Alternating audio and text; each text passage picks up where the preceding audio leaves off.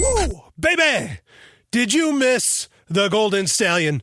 I don't think you missed me because I've been getting out so much content in the past couple weeks. Boy, if you notice my voice, I'm a little nasally right now. I almost never, ever get sick. And not that I feel sick necessarily. I'm a little under the weather, but I don't know, just got a funny, just my nose got stuffy or whatever. Been having to, blow it over and over again. And I'd been taking zinc. That always works very well. Of course, a wonderful trick taught to me by the lovely and hyper-intelligent Dr. Stephanie Murphy. But anyway, if you are wondering about the sound quality, why doesn't the Stallion sound just so smooth?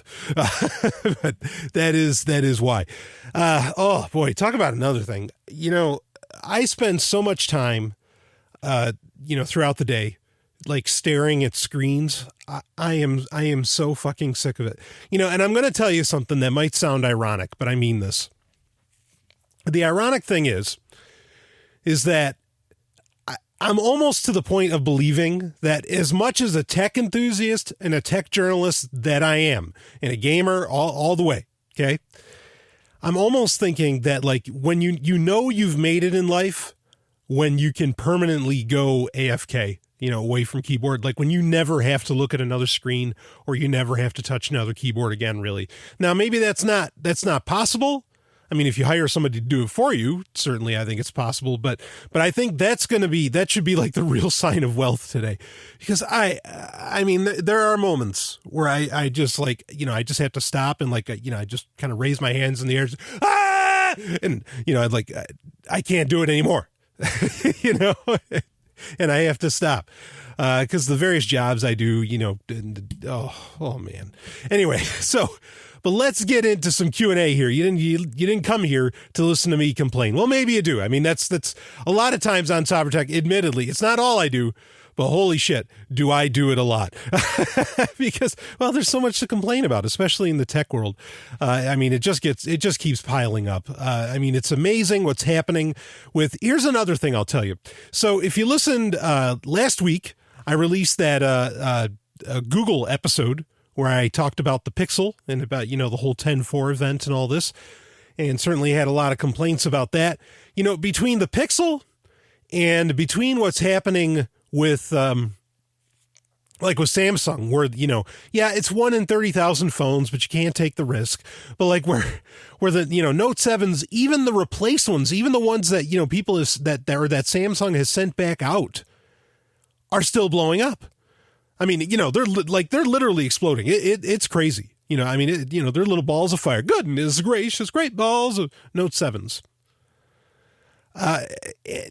With all that and like with all the exclusivity that Google is pushing on Android, it's almost to the point where if somebody said to me, hey, I'm buying an iPhone, I'd be like, I don't blame you.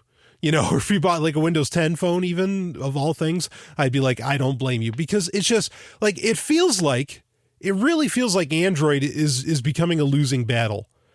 With Google probably going to be pushing more of having very exclusive content available only on Google branded phones, as in, Pixel phones or whatever else. With Samsung, having this tragedy effectively happen. I worry that eventually, like, there's going to be a lot of apps that in the next year or two are only going to be available on like Pixel phones, or whatever Google branded phones end up being. I mean, that's the direction I think things are going. And so a lot of, honestly, now that's not reason for despair, in my opinion, because a lot of, how to put this, I think a lot of the unique apps that make smartphones seemingly so necessary, I mean, like banking apps or whatever the hell else you happen to use, I think a lot of that is going to go in the direction of maybe web portals or more interactive like web apps effectively and all this, to where you really won't need, if you wanted to, you could probably get away without having a smartphone, entirely. I mean, it's just a theory, you know, I mean, especially like with UWP, if you have a Windows 10 machine, maybe you could pull that off because it's so easy, seemingly, to port fucking anything into a, universal Windows app. I mean, it's crazy. I'm not recommending using Windows. I'm just saying it's the operating system most people use. It's the operating system most Sovereign Tech listeners use. So, of course, I fucking talk about it. Man, you can't believe sometimes the shit I get when, anytime I talk about it, was like, why are you even bothering talking about Windows? Because it's what people fucking use. That's why I talk about it. Okay. I mean, anyway, that there's whatever gets shit done for you, go for it. Okay. And honestly, if that means a Pixel phone, go for it. Whatever that ends up happening to be, do it. All right. I'm not, that's the most important thing, is getting shit done in life. All right. But I have recommendations for what direction a lot of this technology should go. But, yeah. Anyway, I talk about that stuff all the time, but, and I mean, the direction's simple. Choice. Everything should be about choice, at the end of the day. And, actually, I got an email from a new Patreon subscriber, kind of asking about, speaking of what direction, a lot of software and technology should go. They're pretty much asking, is if you go to darkandroid.info, which again, the Dark Android project is all about just showing people how they can get rid of Google from their Android device and still have it be very functional and usable. They asked me, is all of that still up to date? How is any of it outdated? Blah, blah, blah. I have plans to update all of that in very interesting ways. I've been working on that for a while. One of those reasons I have to stop looking at screens sometimes. But the only thing that's really out of date on that is, Telegram might be out of date. You can still get Telegram from F-Droid. I know that, but it might be some versions behind. I have to look into that. But the one thing that's gone is Chat Secure for Android is no longer a thing. Now they use conversations.im, and I think there's another one called Zoom. Okay, which Zoom is actually a fork of Chat Secure. But I don't know that you can get Zoom in the F-Droid store. Conversations.im is a little more interesting. Like, they have a website and you can find out how to get your hands on everything. And I think that's actually a pay for app. So yeah, I mean, those are kind of the big areas that have changed. And honestly, it is really problematic if both Telegram and Chat Secure, effectively, if, chat apps are not available, in the F-Droid store, that does change up, how effective Dark Android is. That will be updated very soon. And, with a lot of new suggestions, and there's always new developments anyway that you can take advantage of. There's plenty of that. There's more than just Chat Secure or, Telegram or, and people already have a bunch of issues with Telegram anyway, so whatever.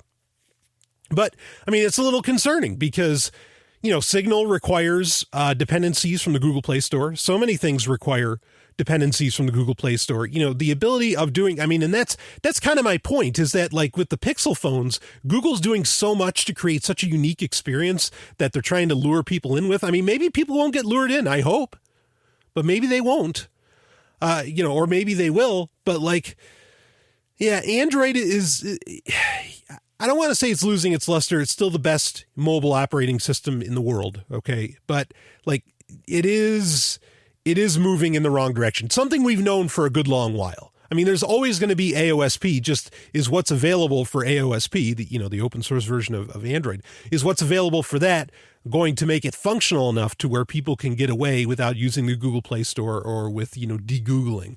If you keep the Google Play Store, you could probably do whatever, you can do whatever. But that was kind of the thing, is that's sort of a, I think that's a security flaw, or it's a potential exploit, the Google Play Store, in many ways. So anyway, enough of that. But that answers that. Is that largely, I mean, especially the anonymity principles, which are the most important aspect of Dark Android. And it's just a simple couple paragraphs of what to do, you know, how to be anonymous, how to anonymously use a device, not necessarily the, you know, the apps and all that. I mean, a lot of that's still fresh and up to date. Like Rush Wallet still exists. That's a great thing to use. A bunch of that stuff is, you know, is still totally valid. You know, using Orfox just got a huge update, actually. So, you know, that's still up to date. And really, you know, the things you can do inside of a Firefox-based web browser are phenomenal. You know, you don't even really need chat apps as long as you have that. So, you know, the updates to Orfox, which it took forever for Orfox to get updated. So, I mean, but that's all the more important now, you know, to be able to use that. But anyway, I forgot exactly where I was going with all of that, but whatever. I mean, everything's still largely up to date, you know, on that, but I will be doing a refresh. That's the bottom line there. So, okay.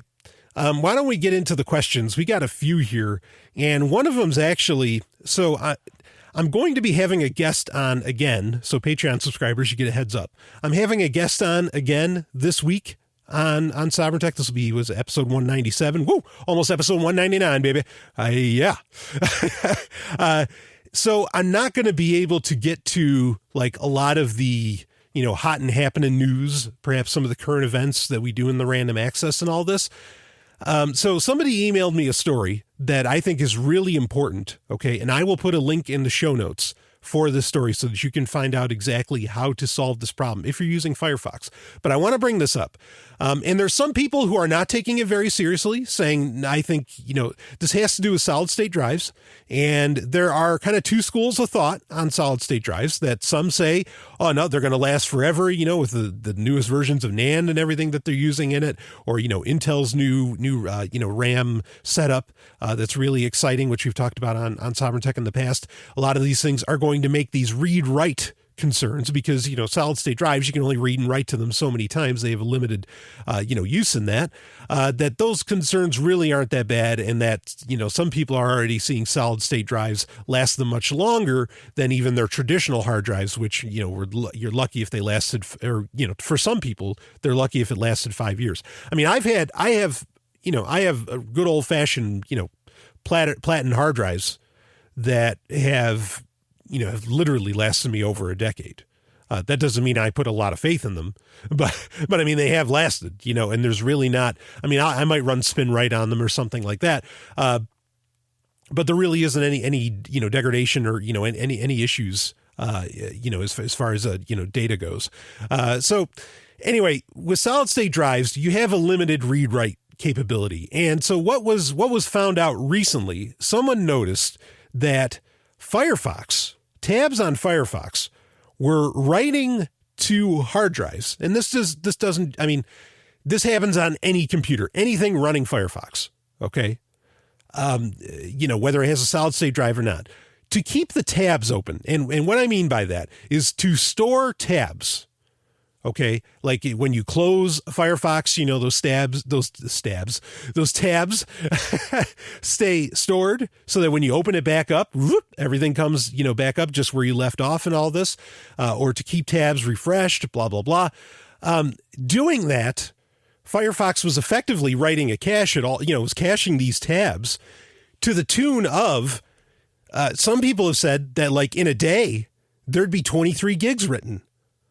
You know, just from one tab being open. That's insane. I mean, like, because it was just constantly refreshing.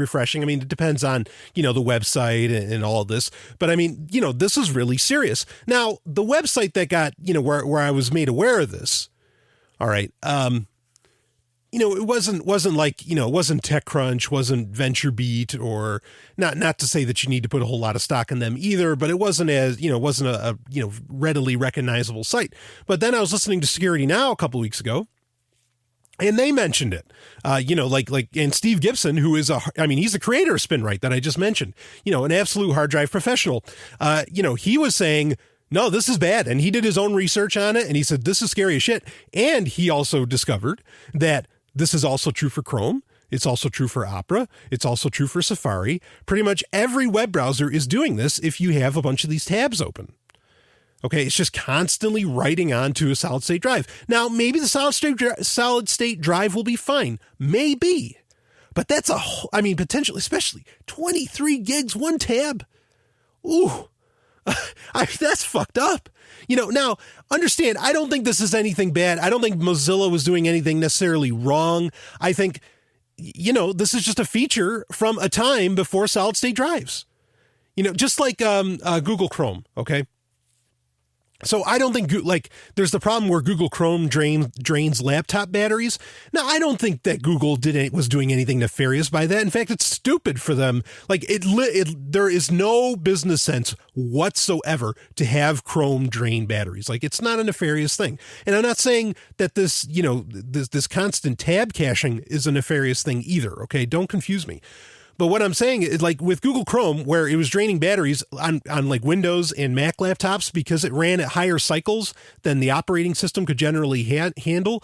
And so it would drain the battery sometimes 40% faster than if you weren't running Google Chrome. I mean, it's just, it's insane numbers. But they did that because at the time, Google Chrome was, a powerhouse for powerhouse desktops. It was mainly, the desktop PC was still a big deal when Chrome first came out.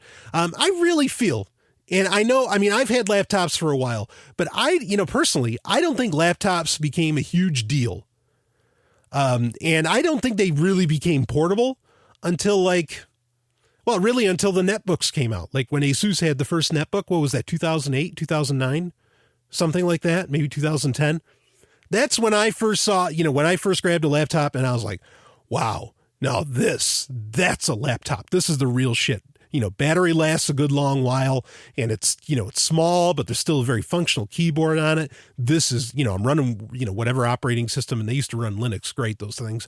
And, you just be like, oh yeah. Okay. Now laptops are the real deal. Or on the opposite end of the spectrum, at that same time frame, 2009, 2010 is when MSI started making, a lot of their GTX series where they were baking into a laptop every fucking technology, connector, radio, whatever, into their laptops. And finally you said, okay, this is literally a mobile workstation finally. So, I know laptops have been around for a long time. I used to have, I had a PowerBook.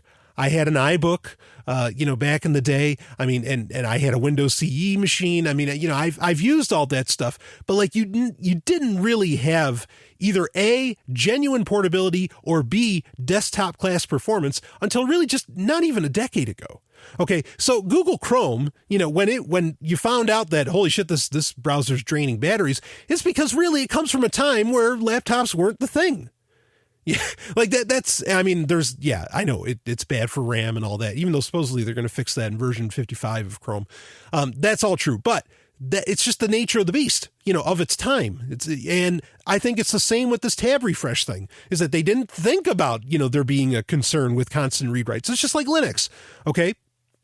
Linux has the main caching file there, right? The swap disk or the swap file, whatever, swap partition. Took me a second. Be patient with me. I'm not at 100%. All right. But, the swap partition, which that became a concern, when solid state drives started becoming a thing and we realized how great it was to have it, say in laptops, I remember a bunch of buddies of mine, we instantly thought of the swap partition. We're like, this can't be good, because that's a partition where things are just getting, it's getting used effectively like RAM, where shit's just getting written, overwritten, read, blah, blah, blah, nonstop.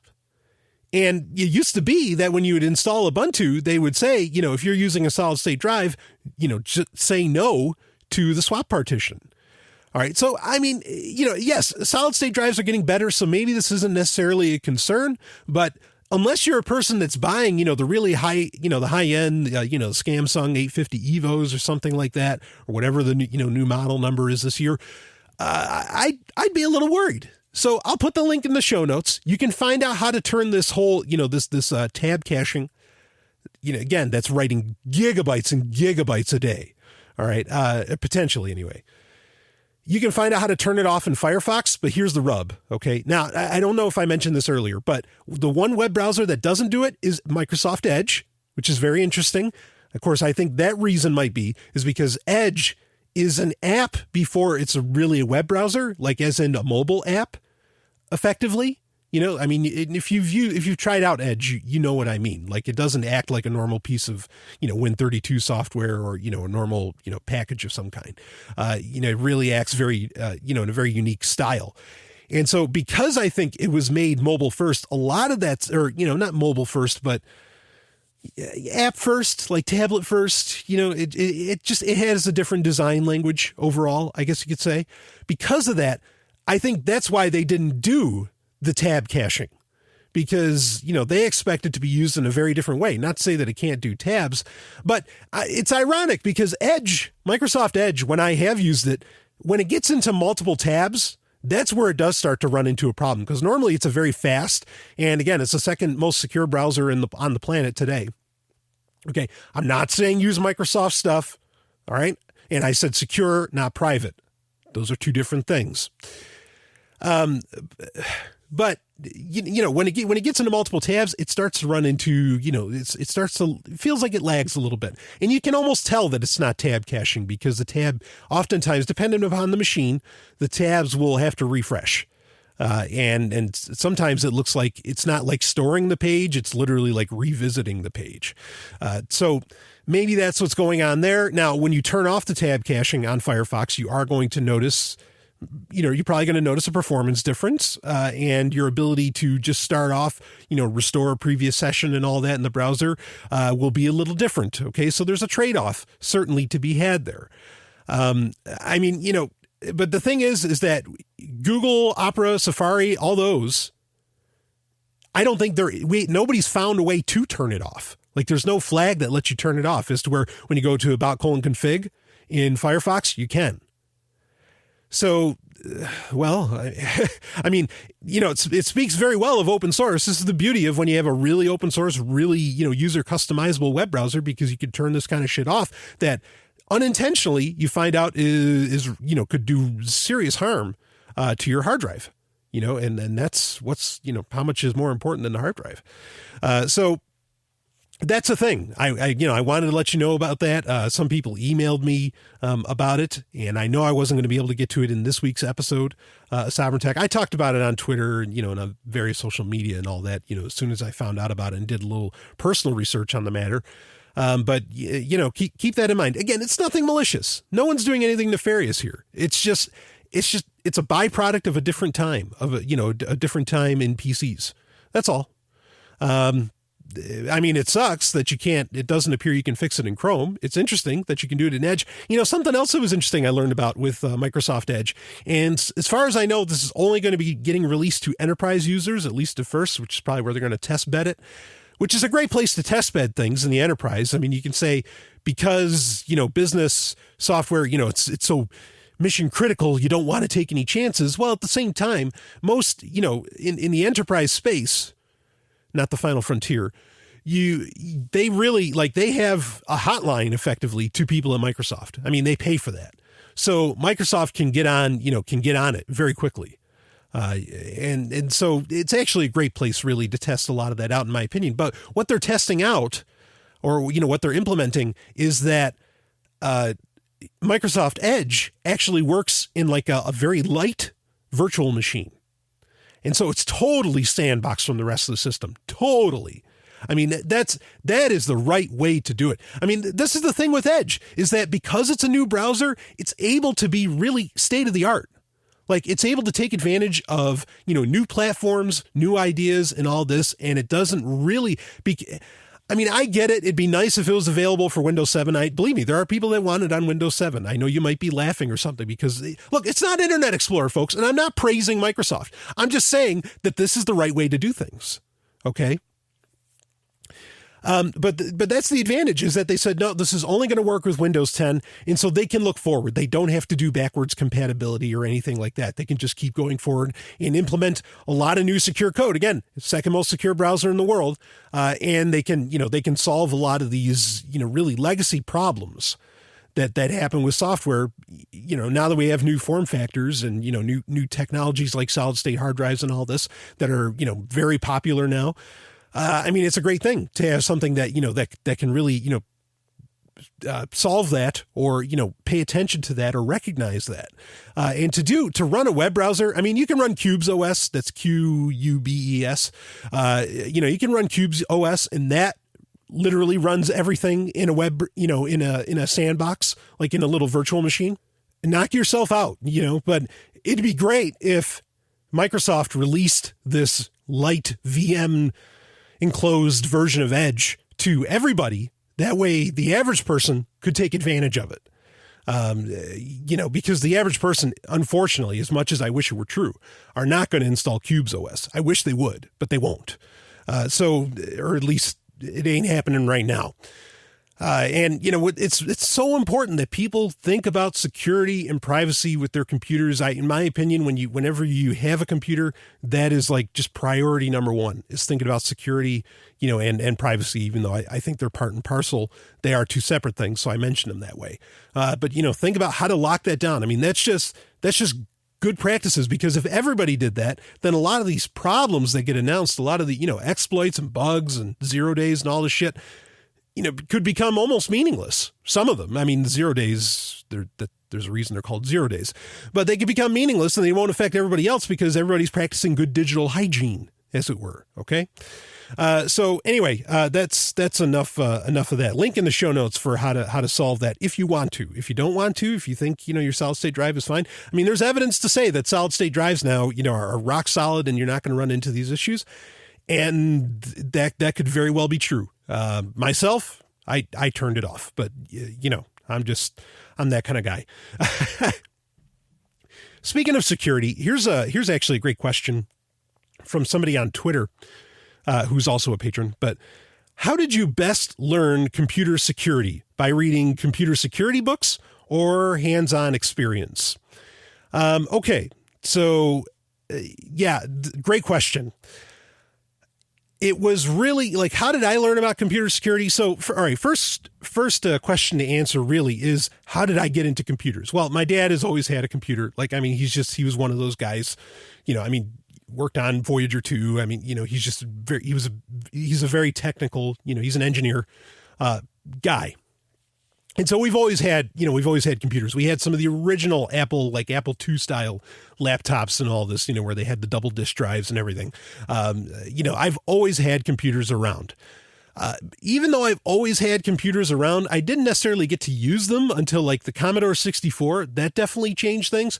And what changed things with the Commodore 64, more so than I remember having, some Atari 8-bit machines. And they were great for gaming and all that. And gaming is so fucking crucial to my life. Okay. I enjoy it to no end. Oh, baby. I've already been playing that 20th anniversary of Duke Nukem 3D, and it is simply marvelous. That was a weird, I don't know who I was trying to shoot for there. Maybe it's a Sean Connery, oh, you must be joking, but whatever. But it was the Commodore 64. So the Ataris, they were great for gaming and all that. Gaming's great. But with the Commodore 64, that was the first time I ever saw a computer where I was like, oh, I can make things. You could draw. I mean, you were doing it all with keyboard commands. But I remember my older brother, Wally, he was actually he was drawing a snowmobile, which was, that was just wild. In New York, totally makes sense. It was really something. The Commodore 64 is, where I really kind of broke my chop, or, not broke my chops, earned my chops. Is that the phrase? But, the first computer that was ever really mine, the Commodore 64 was for the whole family. The first computer that was really mine was this 386 SX. And when I finally got it, I wasn't even a teenager yet, but when I finally got it, the appeal for me to use that was writing. At that point in my life, I had gotten, we're talking 9, 10, 11 years old. Okay. At that time, all I wanted to do was write and write and write and write. I would fill notebooks. I had tons of notebooks that sat under my bed from just me writing all the time. And so to see a computer and to have, I was using Windows 3.1 at the time. to have Microsoft Word effectively or WordPad, whatever at the time, that was just revolutionary. It's like, oh, this doesn't waste paper. I could just keep storing it. This could last forever. And I'd constantly make, floppy disk copies of everything that I made and wrote, I'd use Microsoft Paint and all this different stuff. Gaming was great too, because, that's when like some of the great Star Trek games come out, like 25th Anniversary and Judgment Rights, X-Wing and TIE Fighter and all that. But that was nice. But why I got into computing really was to write. That was it. And then when the internet hit, when I remember getting Prodigy, this would have been like in 95, 96, something like that, when I finally got onto Prodigy. That was my first thing before I realized, oh, wait a minute, I don't need this closed garden shit. I'm just gonna, there was a company, it was called NTC Net, was the first ISP that I really went through. It was, dial-up days. I had a 14.4 and upgraded to a 28.8, eventually got an external US Robotics 56K modem. That's how much this stuff sticks with you. I did all of that. But when the internet hit, there was a new place I could show all my text to the world. And that was so exciting. But something else happened really when the internet hit. And that's when I got into computer security. Because, very quickly, I found out about forums, online forums and all this. And at the same time, the movie Hackers came out, and, you watch that, and I've talked about this before on past Patreon Q&A episodes. But, you see that, and you're like, I want to be that. I want to do that. So that's definitely what piqued my interest. And then you find these forums, there used to be, there was hackers.com, there was a bunch of different websites that not in hackers. I don't mean related to the movie, but there's a bunch of different websites that you could find. There was like the LOA, Legion of Apocalypse. There's a bunch of different like hacker groups at the time. And I'm not going to go into too much detail on what I did with a lot of that, but just saying that, you could read about it. It was there. You could download, a lot of manuals on stuff. It was just, and there were so many great guides at the time, for war driving and all that. It was such a fucking amazing time. So really, kind of to answer the, I guess the second part about, or, the second part of the question, or, the overall question, was it by reading computer security books or hands-on experience? I'll just say it was hands-on. I won't go into the depths of that, but I'll just say that it was very hands-on. And, I talk about this all the time, on paper. I don't look bad. I've worked for a few tech companies, but on paper, I don't think most people would expect that I'm a guy that does a fairly popular tech podcast. But the reason that I feel like I can, and a lot of people ask me that, it's like, how are you so passionate? How do you do this, sovereign tech? Like, how do you talk with such confidence? Those are serious questions I get from great people, okay, who are also great podcasters and all this. And, my answer is just as simple. It's just a generational thing. I grew up learning about these technologies as they were being developed were the hot shit. And so I grew up, I had all the time in the world to learn about it. Once I was out of school, or, once the school day was done, fuck. I'll admit this. I even did fake credit cards with, there used to be software where you could generate credit card numbers. And there was a point where eventually Prodigy kind of caught up with me. Not that I needed to. I could have, even at a younger age, I could have afforded a Prodigy bill, but they sent a bill and my mother flipped out.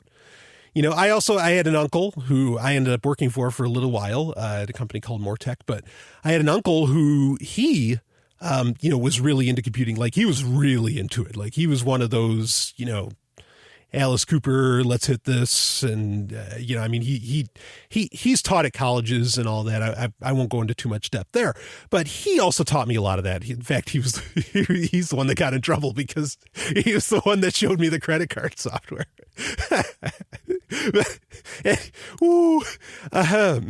Anyway, if you ever want me to talk about some just some wild stories, ones I'm willing to admit to, from my more teenage years, I guess we'll say, I'll talk about them. I'll share them if you want to, but you got to ask me. Otherwise, I'm not going to bore you with that shit.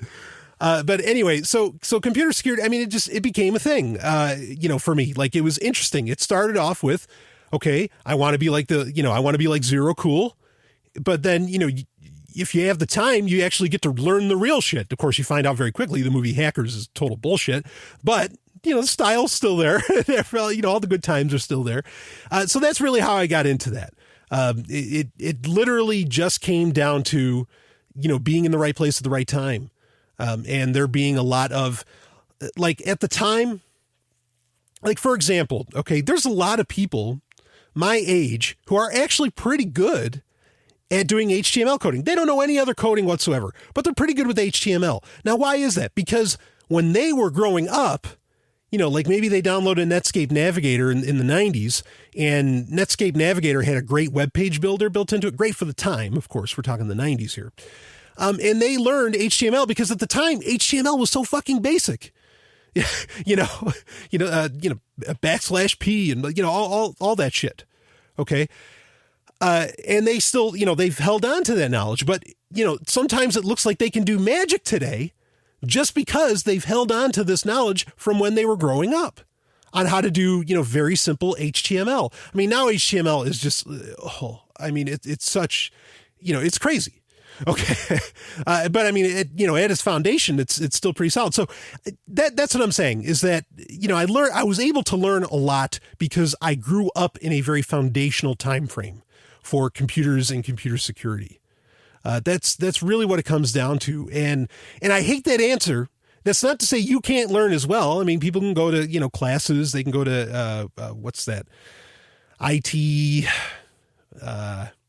ITTV or something like that. I think it's ITTV. There's great, you don't have to go to college. Do not go to college. Okay.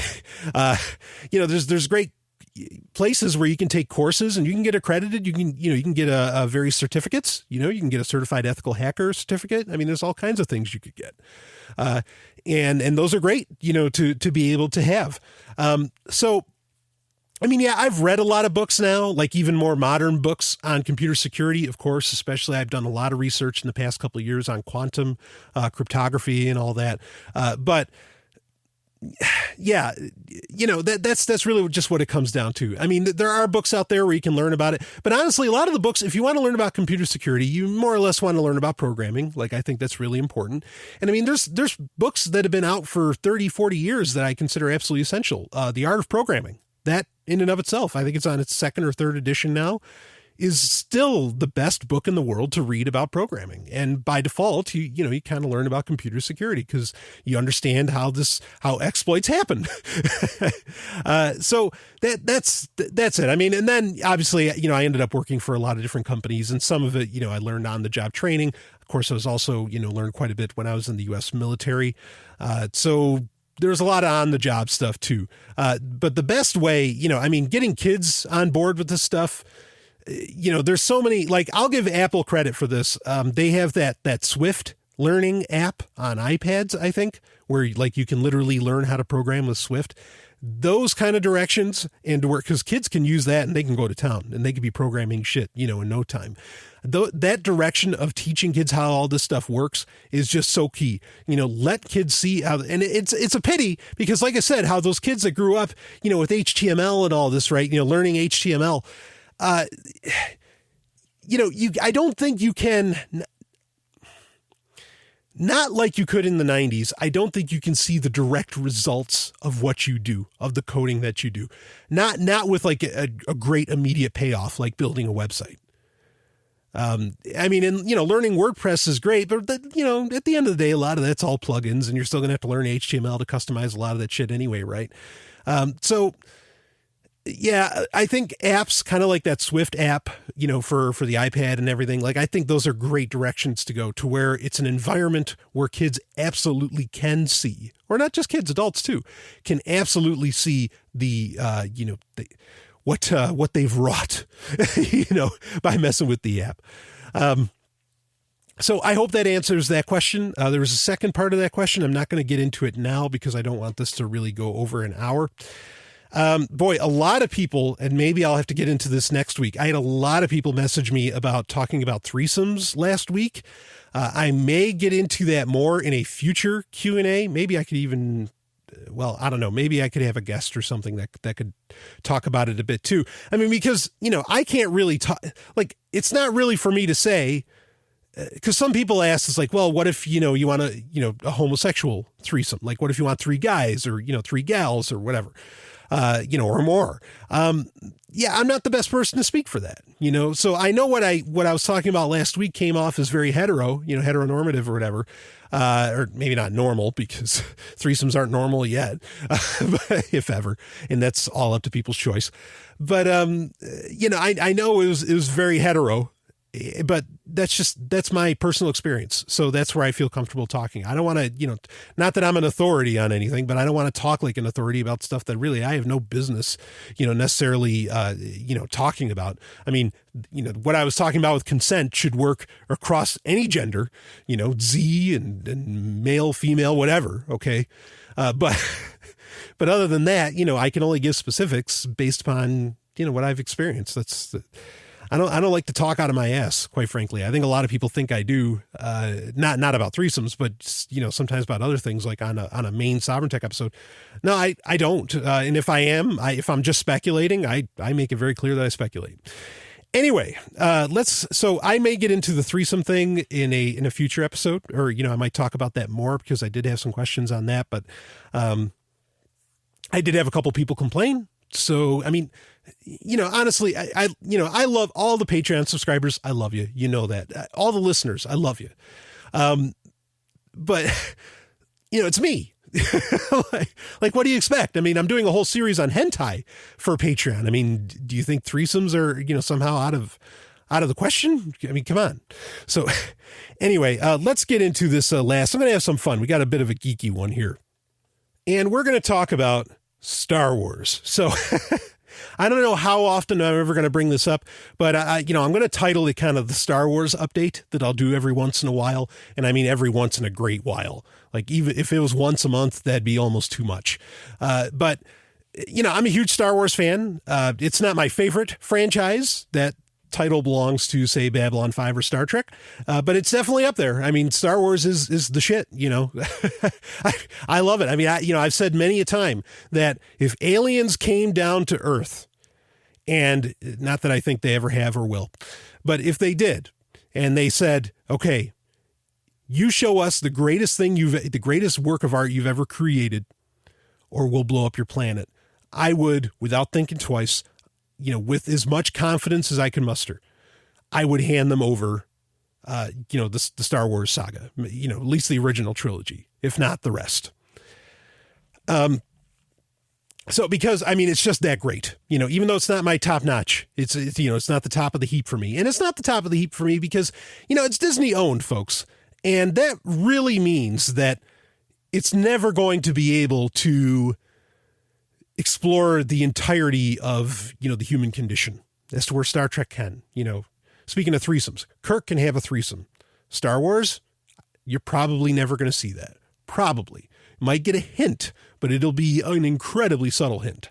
If that, of that sort of thing ever really happening. I mean, you could say, well, Jabba probably had that. Well, probably, but that was pre-Disney.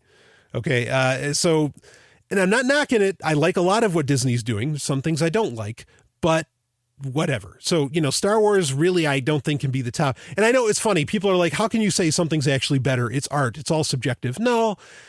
Yeah. I mean, yes, art is subjective in many ways, but there is art that is limited to what it is allowed to express by, say, a company or a person or whatever.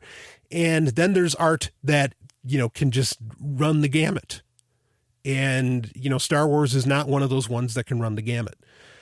Really, even though really, and this has been true for Star Wars really since there's ever a Star Wars. Star Wars is, and Disney's really, like, they've ramped this up. Disney is really taking kind of every great story or every great fictional archetype, and they're just baking it into one universe. I mean, like in Rebels, they did that Enemy Mine episode. you have, it's tough to think of a specific example right now, but like a lot of different like character stuff that like, or, you know, like even like famous kind of classic detective style characters and all that would end up appearing like in Clone Wars and all this, you know, it's a giant melting pot of fictional archetypes. You know, I mean, that's really what Star Wars, you know, is now in many ways. In fact, I mean, it's ripping off of itself when you look at the fact that obviously The Force Awakens, you know, plays a lot of the same notes as A New Hope. Not that I'm necessarily saying that's a bad thing. Okay. Notes as in like, you know, storyline, blah, blah, blah. But it's there. Okay. Let's be honest about it.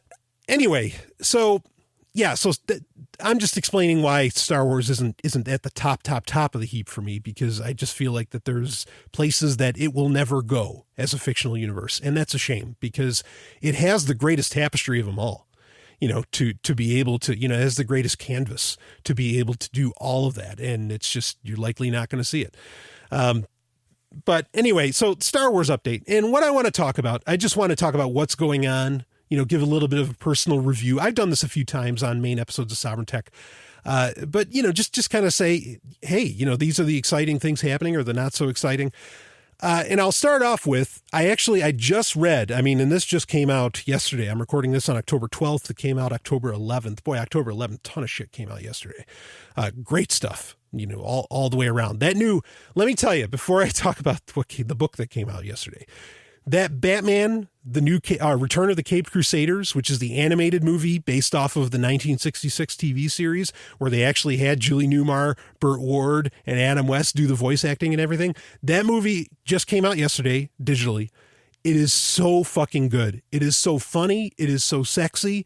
And I think, I mean, yeah, granted, I'm biased because I'm a huge fan of the 66 Batman, but I really think that it delivered for anybody. Like anybody could watch that and get a whole ton of laughs. There's even there's some, you know, jabs at the establishment, in my opinion. Like there was a great line where it says, where Robin says something like, you know, they're about to jaywalk, and Batman says, oh, no, you know, we're not going to jaywalk. That's illegal. And Robin says, gosh, you're right, Batman, you know, or Batman says to him that, you know, when we're enforcing, or yeah, how does it go? No, Robin says when you're enforcing the law, you know, even you shouldn't break the law even when you're enforcing the law. Now, I don't give a shit about laws. I'm an anarchist. But the point being is that, like, it's funny because cops break the law nonstop, you know, supposedly to enforce the law. So it was a nice little jab there. Like, it was funny. You got to be listening for it, but it's there.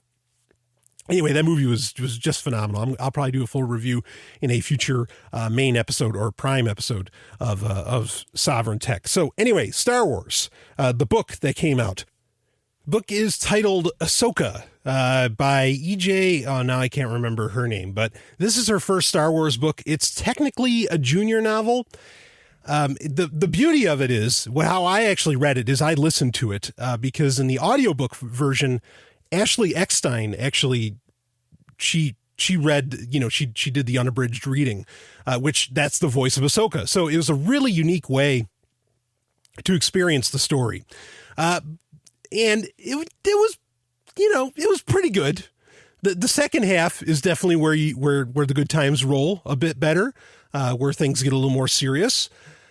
You definitely, more so than this is ironic because there's been a deluge of kind of young adult fiction for Star Wars, all of which have gotten great audio, or most of which have gotten great audiobook treatments at that. Like, was there Smuggler's Weapon, or Luke Skywalker's Weapon, Smuggler's Run. There's that Princess Leia book. Lost Stars, of course, is just shy of probably the best Star Wars book from the new canon that started, you know, when Disney bought it out, they restarted the canon.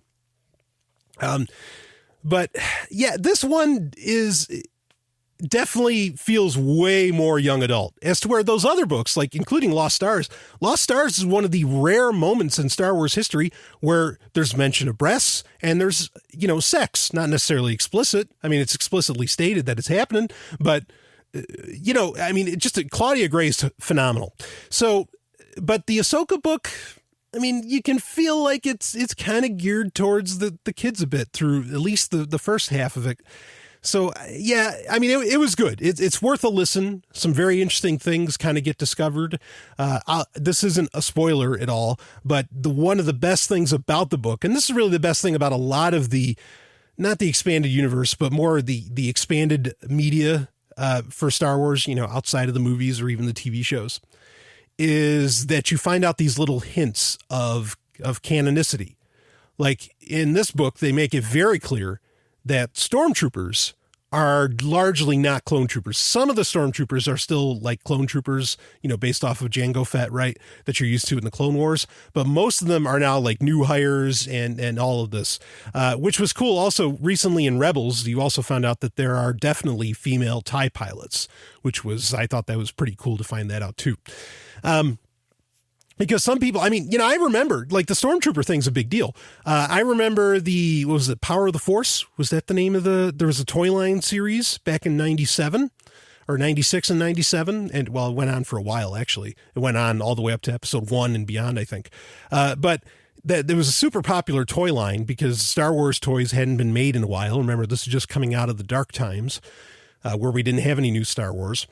And on the back of the card for the Stormtrooper action figure, this would have been 1997. Okay, very important to keep the time in context. It said that it's theorized that that Stormtroopers are actually clones. Now, of course, with the Disney new canon, that doesn't have to be a fact. But they were saying it was theorized anyway. And there was already a lot of fiction like Tales from Mos Eisley Cantina, where you knew that at least some of the Stormtroopers certainly weren't clones.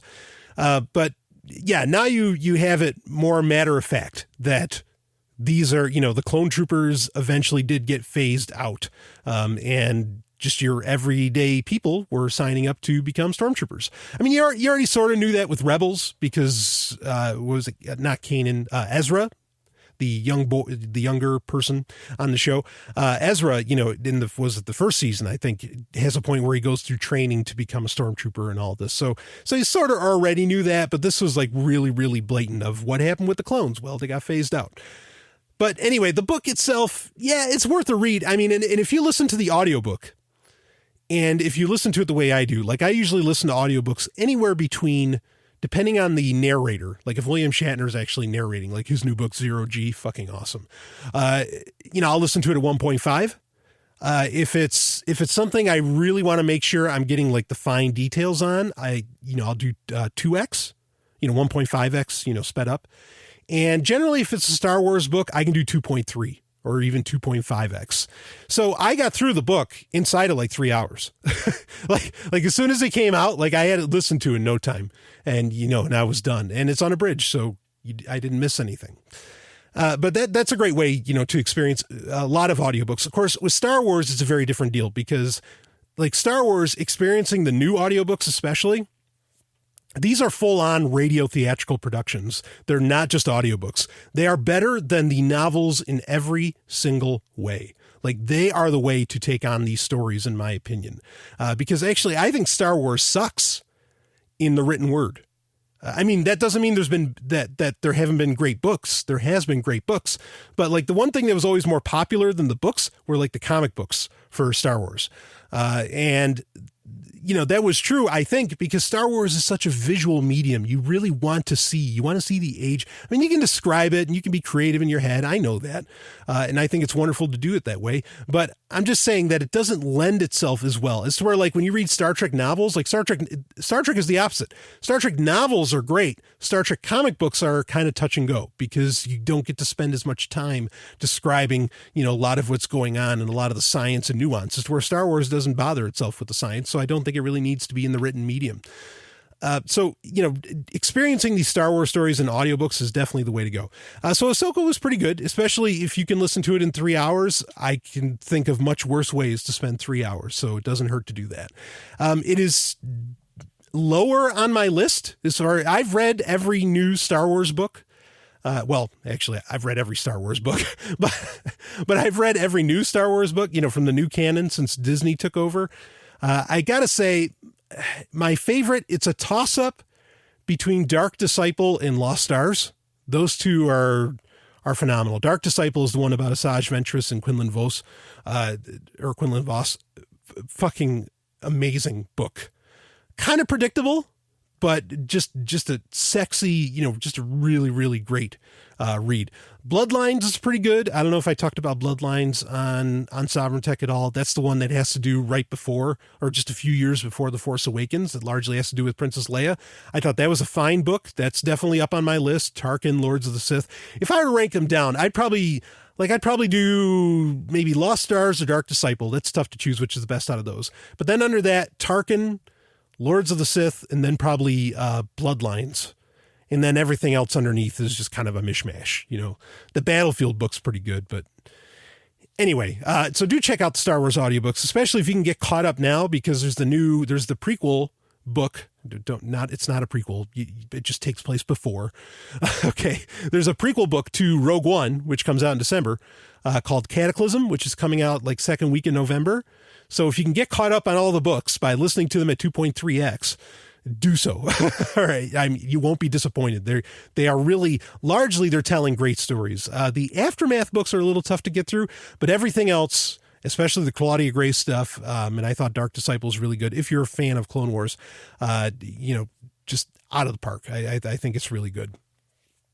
So the comic books, for me, the recent comic books that Marvel's been doing, there's been some great ones like Lando. I already talked about that in a previous Sovereign Tech.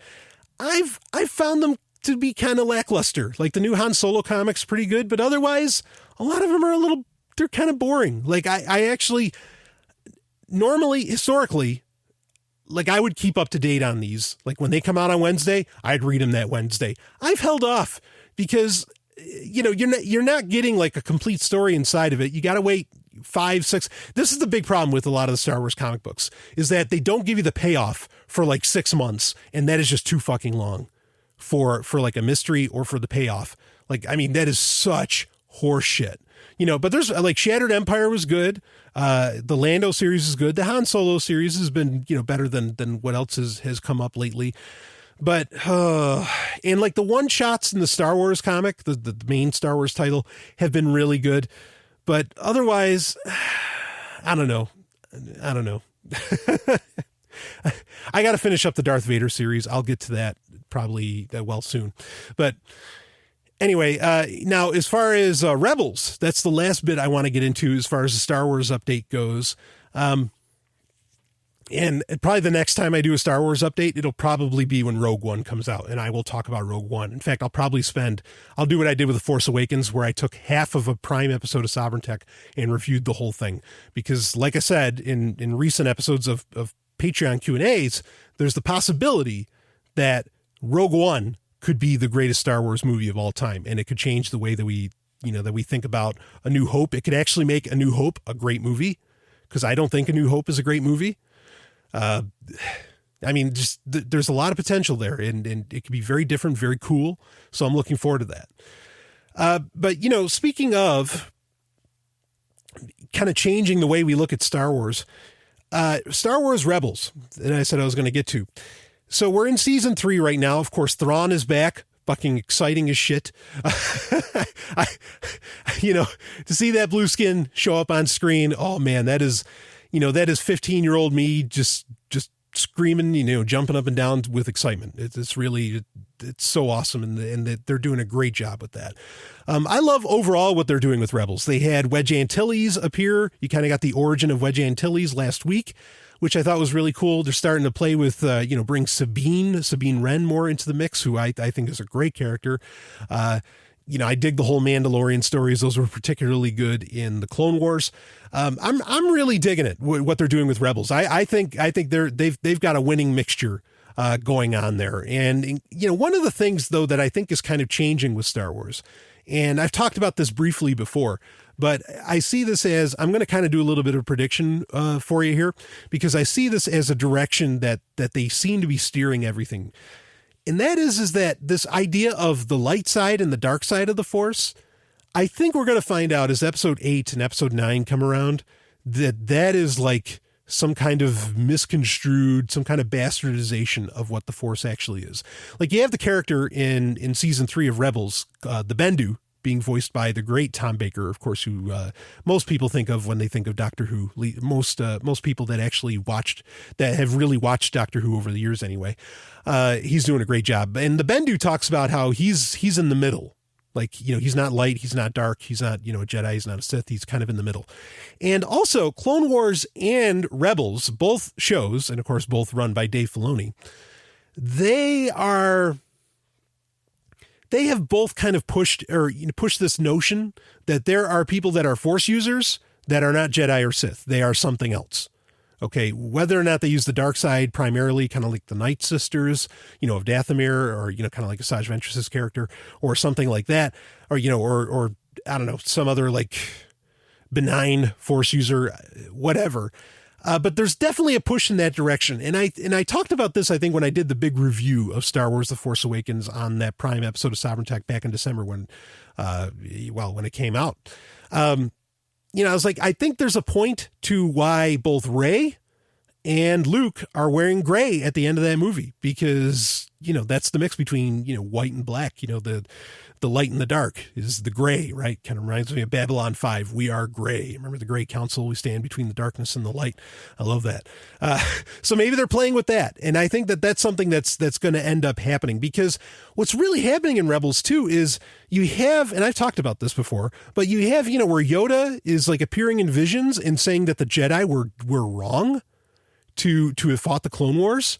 And you had at the end of season 5 of Clone Wars where Barriss Offee was saying, look, you're working for the dark side. You've all been seduced by the dark side. This war is terrible. And when you read the book Tarkin, spoiler alert, folks. Okay. When you read the book Tarkin, you find out, I've mentioned this on Sovereign Tech before though, that underneath the Jedi temple, there's a whole Sith temple, and that it was infecting the Jedi effectively. Or at least that's kind of how the theory goes. So you're really getting this narrative out there that the Jedi are not the good guys at all. And in fact, there was, they did a Rebels recon, which is kind of like this, it's really required watching in my opinion. If you're a big time Star Wars fan, if you watch Rebels, it's worth spending the 10 minutes to watch Rebels Recon, which is on the Star Wars YouTube channel. And Rebels Recon, they just kind of cover what happened in the episode and everything. And usually they give you a lot of great insights. And one of the insights that Dave Filoni was giving in this recent one is that he said that the Jedi don't have compassion, or, like they had this lack of compassion.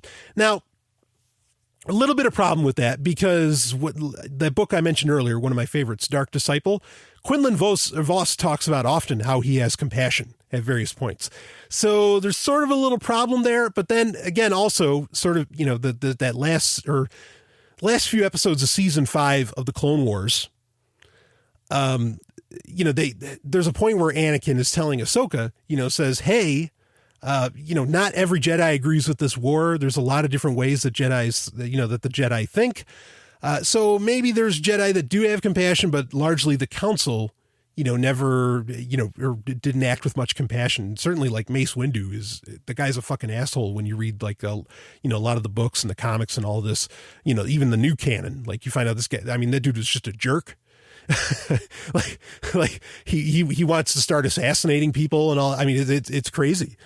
But anyway, speaking of that, I'll finish this up. I just want to say season 3 of Rebels is fantastic. The whole show has been really, really good. They definitely brought it up to that more grown up level with season 3, but I've really enjoyed it. I hope my guess is that Filoni has some pretty major storylines that he wants to do with Rebels that maybe he hasn't even gotten to yet. Okay, he's obviously gotten to some, but he hasn't gotten to all. My hope is that he allows them to play out more than he did with Clone Wars. Because in Clone Wars, so I think you can watch, if you're a really serious Star Wars fan, yeah, you want to watch Clone Wars, okay? But even I'll kind of concede this. There is an episode guide, I think, that could be made, and maybe even like an edit that could be done to where you could turn the entire Clone Wars TV series into like a trilogy of movies. Maybe you'd have the Mortis trilogy, like as one movie. And then, there's some other storylines, like there's the one, the Mandalorian War and all this, when Darth Maul comes back. And because really the show doesn't take off until Savage Opress, which is Darth Maul's brother, shows up. When he shows up, then, things start getting really, really deep and serious. Okay. But I'll admit it, like the first couple seasons, I mean, there's some interesting episodes here and there, but there's nothing really like crucial to your understanding of the Star Wars universe. And there's not like the action that happens. So, and I don't know how this happened, but when you get to season 5 of Clone Wars, right? The season opens up all right. Then it does like this 4 or 5 episode fucking like mini story arc with this legion of droids with R2 and this little frog character and everything. And it is just like, okay, there's some points to it that are kind of funny. And I get it's kind of a Dirty Dozen story. Like I said, Star Wars is just taking all of these fictional archetypes and just baking them into one universe. But it was like, well, you wasted 5 episodes on that. That should have been 1 or 2 at best. Or maybe it was 4 episodes, whatever. They spent way too much time on that, because then you end up on the end of the season stretch, and those following 7 episodes are the best Clone Wars you can fucking watch. It's some of the best Star Wars you can watch. It is so good. You get the war between, Maul and and the Mandalorians, his army, versus like the other Mandalorians and all this. I mean, you get that intense storyline. You get that fucking badass battle. What was it, the episode Lawless, where, Darth Sidious fucking takes Maul and Savage to task. Oh shit. It was badass. I mean, you get all this great stuff. Then you have, where Barriss Offee, she bombs the Jedi Temple and everything. You get that whole storyline, and where Ahsoka kind of goes dark. Oh man. Like it's so, those 2 story arcs that I just described of, the bombing of the Jedi Temple and Ahsoka, going dark or whatever.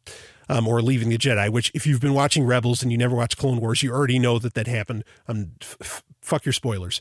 Okay. And that whole, where Maul is building an army and everything like that, the Maul story could have been an entire season. The bombing of the temple could have been at least half a season. Hell, I think it could have done a whole season. Like they wasted so much time with just dumbass fucking, or some of it is just dumbass storytelling. Or not, it's not dumbass, but it's just like, comparatively, it's dumbass. Comparatively, I mean, it doesn't compare. Oh man. So yeah, those last 7 episodes of season 5, that's what Clone Wars should have been across the board, in my opinion. And it seems like they rushed it. Of course, they thought the show was getting canned, so maybe that's why they rushed it. Kind of what happened with Babylon 5, where they thought season 4 was going to be the end, so they had to put 2 storylines into one season. They had to put the Shadow War, and then they had to put the Earth Alliance Civil War into season 4, and then they ended up with season 5, and they got to cover some other shit. But they didn't know they were going to have a season 5, just like maybe they didn't know they were going to get a season 6, and so they tried to jam as much as they could mid-season or something. I don't know what happened there, but what a fucking pisser, because that is such great shit. So I'm hoping with Rebels, they have a little more certainty as to what's going to happen, as to what their timeline, how many seasons they're going to have. I mean, the ratings are fine, and that we don't end up getting these like really rushed storylines, because that would just, I'm sure they'd be great episodes, but that would just suck. If you've got the time, to do a slow build on some of this stuff, do it. Because they dropped the ball on Clone Wars with that. It's still a good show, but damn, the obvious potential was there, because there are great episodes in that series. I mean, that are genuinely just great Star Wars. So anyway, there's your Star Wars update. I'll do another one. The next one will probably happen when Rogue One comes out. I'll cover all that. But just a fun little geeky thing. So, and I've got a ton of Q&A to get to next week. Don't worry, we'll have it to you every Wednesday. I'm really enjoying this, and a lot of other people are enjoying it. Everybody's being very participatory, and I appreciate that. So enough. Carpe Lucem, everybody. Woo! I'll see you on the other side. And I need to eat something.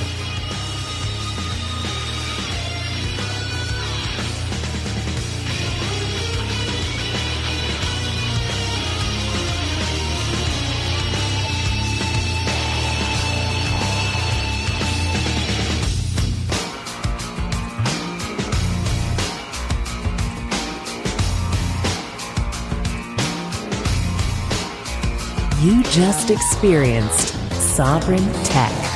Go to sovereigntech.com, that's SOVRYN tech.com, and connect with us there. Find links from today's show and catch our podcast feed.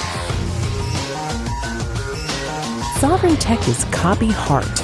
Copying art is an act of love, and love is not subject to law. So please share the show however you like. Welcome to the evolution.